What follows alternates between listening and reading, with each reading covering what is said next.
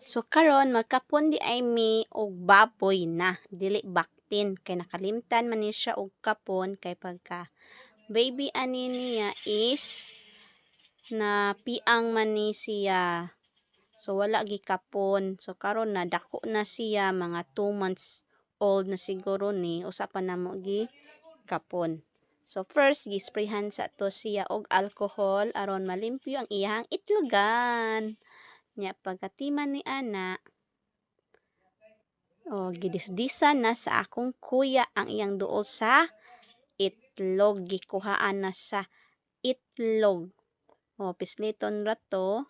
Gawa sa tong itlog nga hinahinayon na siya og bira nga dili maputol ang katong murag pino nga tinai nga nagsumpay sa iyahang itlog.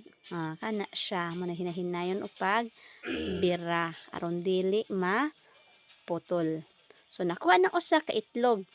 Ang usa na pud ka itlog kay duha mang itlog no. So duha ka buok itlog sa baboy. So disdisan gihapon mo lugsot ra na diha nya hinahinayon na pud og bira aron dili maputol. Hinahinay na siya sa ako ang kuya aron dili maputol ang katong murag gamay nga tinai nga ning connect sa itlog. Wa na siya itlog. Gikapon na siya. So ginana din na pamaagi kay dako naman ni siya kaayo. Gipatuwad. Pagkatima gi limpyuhan.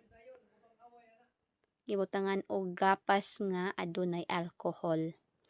Pagkatima ni kay dako naman ning baboya. Tahion siya ang katong naay gisi sa gikuhaan sa itlog. Kay dako naman gitahi na siya sa dagom nga gi-sterilize gibutang og alcohol. Hinahinayon og tahi mura po kanaon nagtahi og sinina.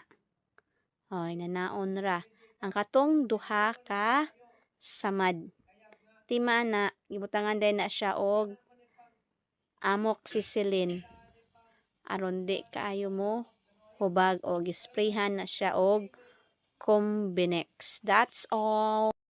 Mao di ay kapunon ang baboy nga laki kay aron dili siya or dili manimaho ang karne inig ihaw, dili manimaho butakal.